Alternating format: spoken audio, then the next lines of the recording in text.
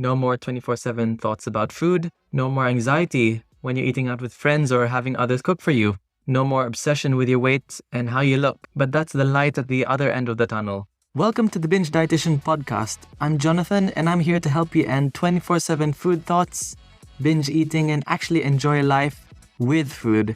This episode is for educational and informational purposes only, not to be substituted for medical or personalized advice. Check the link in the description for my recovery resources and let's get straight to the episode. In this episode, we'll talk about the mindset shifts that will be needed for binge eating recovery. Because it's completely one thing for me to tell you what to do or how to eat in order to reduce your binge eating urges, but if you don't have the mindset or what to expect during binge eating recovery, you might be caught off guard and fall into binge eating episodes once again. First, I just want to announce that my hunger regulation webinar series, which are for free, is now live. You can access my free hunger regulation webinar series by going to the link in the description of this podcast. Because when we struggle with binge eating for so long, we lose touch of what true hunger or true fullness is. So check out the webinar series. It's comprised of roughly 40 minutes, split over 3 videos, and it's information-packed. So once again, if you're keen to check out this free resource, this is in the link in the description of my podcast. So let's get back to the podcast topic. So let's get straight to the first episode for the new series called Mindset Shifts for Binge Eating Recovery. Expecting discomfort during healing. You might have been checking everywhere on social media, whether it's from TikTok, Instagram, Facebook, and many more, of people showing how amazing their life is now that they can experience food freedom. No more 24/7 thoughts about food. No more anxiety when you're eating out with friends or having others cook for you. No more obsession with your weight and how you look. But that's the light at the other end of the tunnel.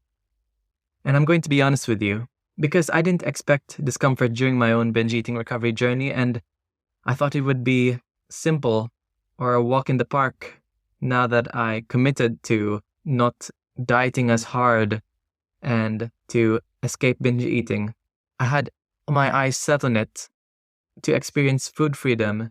But in reality, it actually caught me off guard to how challenging it was because I wasn't prepared mentally. Binge eating recovery will honestly challenge your beliefs about dieting, about food, about what calories are, what carbs are, so many things. It's going to really challenge you. Actually, I could say that they're not even your own beliefs because diet culture and social media trained us to hyperfixate on foods, hyperfixate on calories, and to obsess about our bodies. And hopefully I'm not scaring you away from binge eating recovery, but with anything, this will change your life for the better. And I'll be honest with you and say that this isn't going to be easy, but it's going to be so worth it. And you'll find that this is going to be a trend during the Mindset Shift series. You're going to be challenging your goals of chasing a quote-unquote thin body and chasing true happiness. You're going to be challenging your mind, thinking that being thin isn't true happiness that you've been searching for all this time. Especially when diet culture tells you that being thin is the key to confidence and happiness. But at what cost? Being obsessed and anxious around food? If you're struggling to let go of the idea of losing weight, you might want to listen to my other podcast episode, number 3, called What to Do When You Can't Let Go of Losing Weight.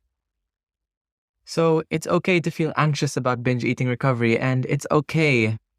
And you even deserve to feel grief over chasing that goal of being thin.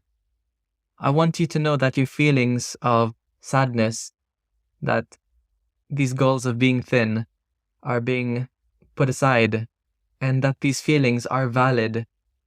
A necessary step to accepting the right mindset of binge eating recovery is to truly close that chapter of dieting and control and move on to the next stage in your life by respecting and trusting your body. You've controlled your hunger and cravings for so long that you've actually stopped controlling what really matters in life. Happiness, memories, true love.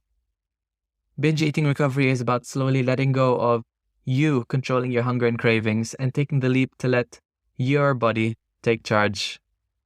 And I'll be honest, and at the moment you might be really nervous at the moment hearing all of this. It will feel like a leap. It'll feel like a leap of faith. Initially, you might start to eat more when you start to let your body take control, but I want you to hold on because this is your body making up for the deprivation. Most people panic during this stage of what we call refeeding, thinking that they won't be able to stop, so they jump back into dieting again. But you need to be comfortable with being uncomfortable and trust that your body, after appreciating you trusting it, it will eventually balance and regulate its hunger hormones once it appreciates that there's no risk of starvation anymore. Once you train your body that food is all around you, your stomach doesn't have eyes.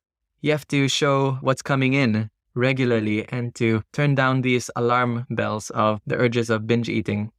And I will be honest with you and say that it might take days, it might even take weeks for your body to find its baseline, to feel comfortable and to re-regulate its hunger hormones.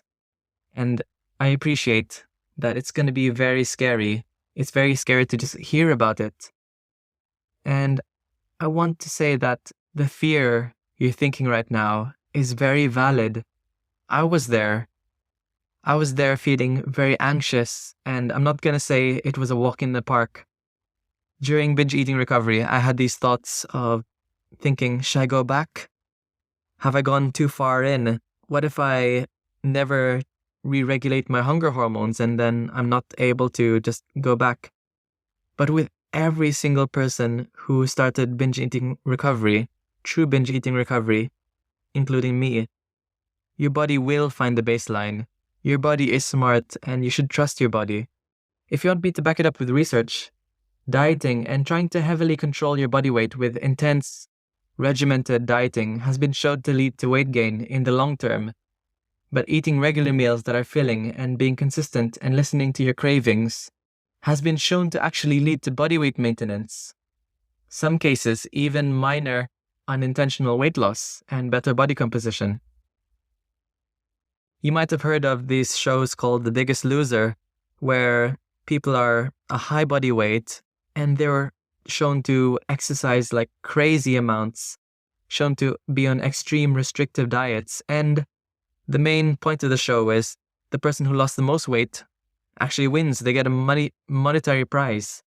But there actually have been lots of studies on specifically the show called The Biggest Loser that after follow-up, after several months or several years, that 80% of the people who actually lost weight actually gain the weight back or even gain even more weight.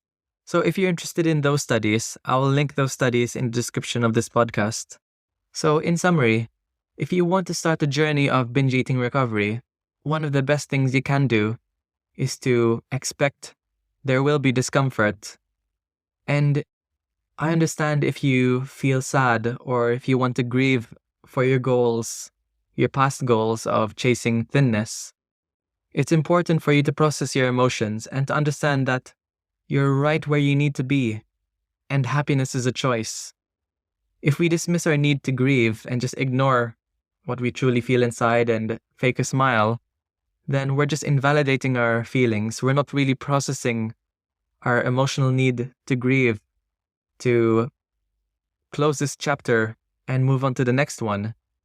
So we're moving on to happiness. We're moving on to self-love now. This is a different chapter in your life. Binge eating recovery is a self-love journey. It's a self-compassion journey.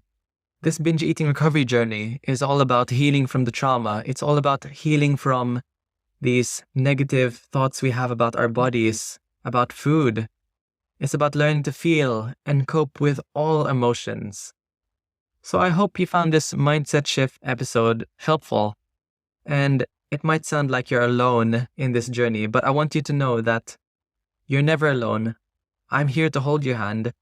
And if you check the link in the description of this podcast, I've recently started, at the time of this podcast, a binge eating recovery Facebook private group. If you want to join and talk about how you feel during your binge eating recovery, share some wins, maybe share some difficult times, and just to bring each other up. It's a great way to share your experiences, and it's going to be really difficult to recover from binge eating on your own. And it's great to just recover as a community, to feel validated. You can also check in the link at the description of this podcast for my resources to help you recover from binge eating. Resources include one-to-one coaching, my binge eating freedom course, my free webinar, as I mentioned in the start of this podcast episode. So many more, so feel free to message me or check out my resources. I would really appreciate it if you rated this podcast well, and I'll see you in the next episode. See you next time, friend. Struggling with binge eating? Gain access to my exclusive, self-paced binge eating freedom course, found in the link in the description of this podcast. My course is everything I wish I knew when I struggled with binge eating, but it's all wrapped up into one easy-to-understand platform. You'll finally learn how to put an end to binge eating and put an end to food dictating everything you do, controlling your life. Access it now in the link in the description of this podcast.